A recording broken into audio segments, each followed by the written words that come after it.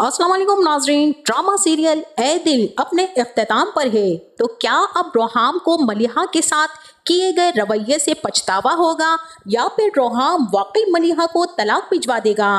और अब क्या मोहित भी पछतावे की आग में घिर जाएगा और मलिहा की जिंदगी को तबाह करते करते वो खुद को तबाह कर लेगा, या उसे इस बात का एहसास हो जाएगा और वो मलिहा और रोहाम से माफी मांग लेगा? अब मोहित की माँ शकीला बेगम को फिजा किस तरह से अकेला छोड़कर जाने वाली है, ये सब बताएंगे हम आपको आज की इस वीडियो में। तो इससे पहले अगर आपने हमारा चैनल अभी तक सब्सक्राइब नहीं किया है तो बहुत शुक्रिया के साथ पहले चैनल को सब्सक्राइब कर लीजिए। तो बिल आखिर नाजरीन, ड्रामा सीरियल ए दिल बहुत से मराहिल से गुजरकर अपने इख्तिताम की तरफ पहुंच चुका है।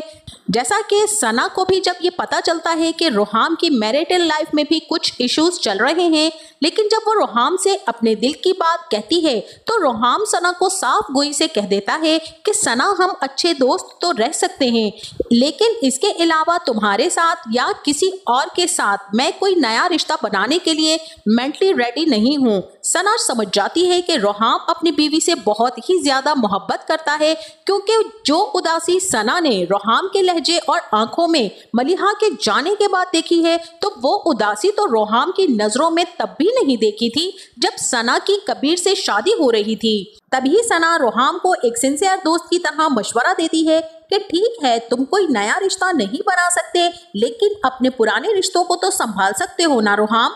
अब रोहाम हैरत से सना को देखता है कि पुराने रिश्ते, तो रोहाम से सना कहती है कि मैं तुमसे ये नहीं पूछूंगी कि तुम्हारे और तुम्हारी बीवी के माबैन क्या इख्तलाफात चल रहे हैं, कि तुम दोनों में दूरी क्यों आई है और किसकी वजह से आई है, लेकिन रोहाम, मैं देख सकती हूँ कि तुम अपनी बीवी को बहुत ज्यादा चाहते हो।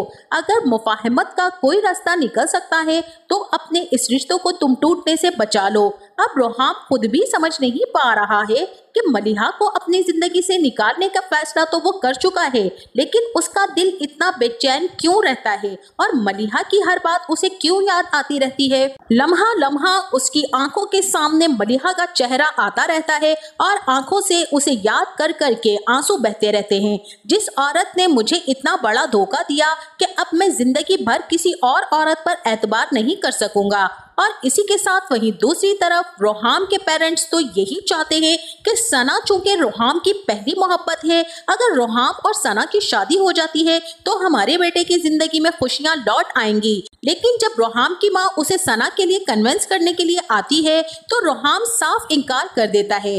रोहाम की माँ उसे समझाती है कि आखिर कब तक तुम मलिहा का रोग दिल से लगाए बैठे रहोगे, तुम उसे भूल क्यों नहीं जाते हो रोहाम। अब यहाँ पर रोहाम रोते हुए अपनी माँ से कहता है कि मैं मलिहा को कैसे भूल सकता हूँ, जिसने मेरी अना, मेरा गुरूर सब कुछ खाक में मिला दिया है। मैं अम्मी उसे कभी भी मुआफ नहीं करूँगा। लेकिन रोहाम को क्या पता कि मलिहा तो उस जुर्म की सजा काट रही है जो उसने किया ही नहीं है।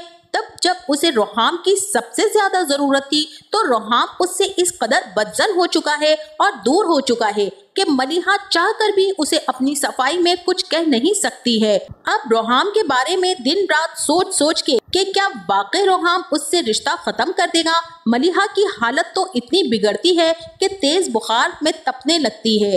अब मलिहा की खाला इफ़्फ़त जो उसकी ये हालत देखती हैं तो उनसे देखा नहीं जाता। अब वो ये सोचती हैं कि शायद मैं रोहाम से बात करूं तो वो समझ जाए, लेकिन रोहाम जो इस कदर बेहिस हो चुका है कि जब खाला इफ़्फ़त उसे बताती है कि मलिहा बहुत ज्यादा बीमार है और मेरे साथ वो डॉक्टर के पास भी नहीं जा रही है, उसने तो जैसे जिद मान ली है कि वो अपना ख्याल नहीं रखेगी, तो रोहाम अपने घटियापन की इंतहा करते हुए खाला से कहता है कि आप किसी भी तरह से उसे डॉक्टर के पास ले जाएं और मेडिसिन दे दें, क्योंकि उसके पास मेरा होने वाला बच्चा मेरी अमानत है। मेरे साथ तो मलिहा ने जो कुछ किया मैं बर्दाश्त कर गया, लेकिन अगर मेरे होने वाले बच्चे को कोई नुकसान पहुंचा तो मैं मलिहा को कभी माफ नहीं करूंगा। अब यहाँ पर रोहाम से कोई ये पूछे कि अगर तुम्हें वाकई अपने होने वाले बच्चे की इतनी फिक्र है तो कम से कम तुम इतने दिन तो मलिहा का ख्याल रख सकते थे ना। ये तो बेहिसी की इंतहा है कि मलिहा ये सारी तकलीफ अकेले बर्दाश्त करे और जैसे ही उसका बच्चा होगा तो ये रोहाम साहब उसका वारिस बनकर उसको लेने के लिए पहुंच जाएंगे। और इसी के साथ वहीं दूसरी तरफ चूंकि रोहाम की बहन मोहित के कोलीग और दोस्त की फ्योंसी है, तो उसके थ्रू मोहित को पता चलता है कि रोहाम की पहली मोहब्बत उसकी जिंदगी में वापस आ चुकी है। आजकल दोनों एक दूसरे से मिल भी रहे हैं और फैमिली में एक दूसरे का आना जाना भी है और इसी के साथ उनकी शादी की बातें भी चल रही हैं। ये तमाम बातें सुनकर मोहित को तो बहुत ही गुस्सा आता है और वो अपने दोस्त से कहता है कि मलिहा किस कदर बेवकूफ लड़की है, उस आदमी के पीछे पागल हो रही है और उसे छोड़ने को तैयार ही नहीं है, जो मलिहा के जाते साथ ही अपनी पहली मोहब्बत की तरफ न सिर्फ लौट गया है बल्कि उसके साथ शादी का फैसला भी कर चुका है। और मलिहा है कि उसे मेरी मोहब्बत नजर ही नहीं आती है। तभी वो ये सारी बातें सोचता हुआ मलिहा के घर एक मर्तबा फिर से दंदनाता हुआ पहुंच जाता है।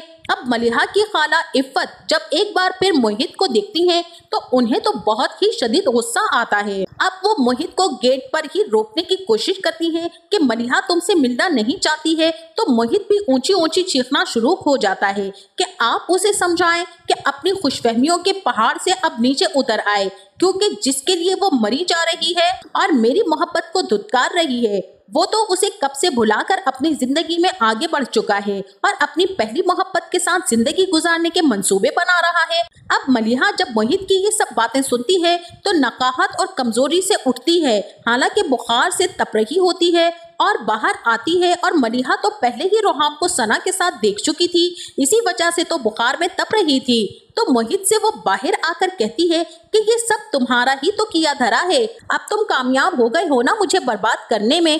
अब मोहित मलिहा से ये बात एक्सपेक्ट नहीं कर रहा था, उसे तो हैरत का झटका लगता है और वो कहता है कि मलिहा मैं तुम्हें बर्बाद करूंगा, मैं तो तुमसे मोहब्बत करता हूँ। लेकिन मलिहा गुस्से से रोती हुई कहती है कि मैं तुमसे शदीद नफरत करती हूँ और मैं तुम्हारी शक्ल भी नहीं देखना चाहती हूँ। अब मलिहा से ज्यादा देर खड़ा नहीं हुआ जाता और ये सब कहते हुए वहीं पर वो नीम बेहोश होकर गिर जाती है। इफ़्फ़त खाला तो जब मलिहा को यूं जमीन बोस होते हुए देखती हैं तो शदीद परेशान हो जाती हैं, जबकि साथ खड़ा मोहित भी मलिहा की ये हालत देखकर काफी ज्यादा परेशान हो जाता है। और इसी के साथ वहीं दूसरी तरफ रोहाम को जो थोड़ी सी टेंशन तो होती है और उसके दिल में बार बार मलिहा का ख्याल भी आ रहा होता है कि मलिहा बीमार है तो उसकी वजह से मेरे होने वाले बच्चे को नुकसान नहीं पहुंचना चाहिए। लेकिन जब से मोहित एक मर्तबा फिर से रोहाम के पास आया था और उसे तलाकनामे पर दस्तखत करने को कहा था और जबकि रोहाम मोहित से कमिटमेंट कर चुका है कि जैसे ही मेरा बच्चा मेरे हाथों में आएगा तो मैं मलिहा को इस रिश्ते से आजाद कर दूंगा और तलाक उसे भिजवा दूंगा, तब मोहित भी रोहाम की इस कमिटमेंट को सुनकर रोहाम को ललकार कर जाता है कि तुम अपनी बात पर कायम रहना और अब इस दौरान में मलिहा को तंग करने या उससे कांटेक्ट करने की कोशिश भी नहीं करना, क्योंकि वो तुम्हारी शक्ल भी नहीं देखना चाहती है। अब ये सब सुनकर तो रोहाम जैसे बेबसी से रो ही सकता है और कुछ नहीं कर सकता, क्योंकि वो भी तो मलिहा से बेइंतहा मोहब्बत करता है। लेकिन अफसोस की बात तो ये है कि रोहाम मलिहा को समझ ही नहीं सका।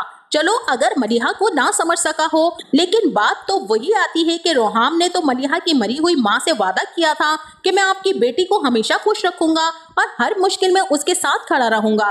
क्या रोहाम अपने वो तमाम वादे भूल गया और मलिहा की मरती हुई माँ तो इसी सुकून में मरी थी कि मेरी बेटी अब महफूज हाथों में है। खैर जनाब, अब इत्तेफाक से रोहाम को अल्लाह अल्लाह करके वो खत मिल ही जाता है और वो खत जब मिल जाता है तो रोहाम जैसे जैसे खत पढ़ता जाता है उसके तो पांव तले से जैसे जमीन सिरकती जाती है और एक एक करके सब पर्दे गिरना शुरू हो जाते हैं। जितनी गलत फहमियाँ उसने मलिहा के लिए पाल रखी थी, एक एक करके तमाम गलत फहमियाँ दूर हो जाती हैं और रोहाम को तो इस कदर गिल्ट होता है, इस कदर पछतावा होता है कि वो सारा खत पढ़ने के बाद रोहाम से तो उठा ही नहीं जाता। वो वहीं पर बैठा फूट फूट कर रोना शुरू कर देता है। और इसी के साथ वहीं दूसरी तरफ मलिहा को भी जब इमरजेंसी में हॉस्पिटल ले जाया जाता है तो डॉक्टर्स चेक करने के बाद कहते हैं कि हम माँ या बच्चे में से शायद किसी एक को ही बचा सकें। वैसे तो माँ की हालत इस कदर खराब है कि दोनों का बचना ही नामुमकिन नजर आ रहा है। तब जाकर मोहित को एहसास होगा कि मलिहा को वापस हासिल करने की जिद में वो मलिहा के साथ कितना बुरा कर चुका है। मलिहा तो अपनी नई जिंदगी में खुश थी और उसने तो मेरे साथ बेवफाई भी नहीं की थी।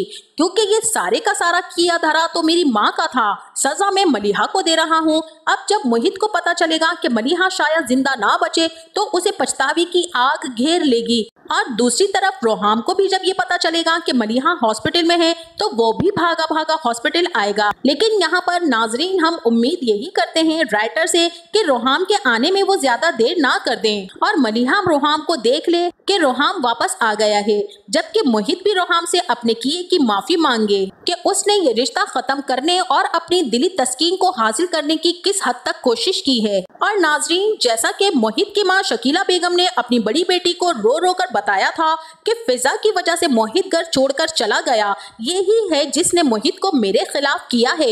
इसको बता दो कि अगर मोहित इस घर में वापस ना आया तो इस घर में भी इसके लिए कोई गुंजाइश नहीं है। तभी फिजा भी अपने प्लान के बारे में बता देती है कि आप फिक्र ना करें क्योंकि मैंने इंग्लैंड यूनिवर्सिटी में मास्टर्स के लिए अप्लाई किया था और अब मेरा स्कॉलरशिप लेटर, वीजा, टिकट वगैरह सब आ गए हैं। मैं एक हफ्ते में चली जाऊंगी और आपकी जान छूट जाएगी। ये बात सुनकर मोहित की बड़ी बहन तो बहुत ही खुश होती है कि फिजा ने इतनी बड़ी खुशखबरी छुपा कर रखी। खानदान में तो नाम होगा कि लंदन यूनिवर्सिटी में जाएगी फिजा, और अब फिजा भी अपनी माँ को अकेला छोड़कर चली जाएगी, जिसके बाद शकीला बेगम दीवारों से सर मार मार कर रोकर पागल हो जाएंगी और ना ही उनके पास औलाद रही, ना ही उनका कोई अपना रहा। तो नाजरीन आपका इस बारे में क्या ख्याल है? क्या शकीला बेगम का अंजाम इससे भी बदतर होना चाहिए? और क्या मोहित रोहाम और मलिहा से माफी मांगेगा या रोहाम मोहित को पुलिस के हवाले करके हवालात में बंद करवा देगा?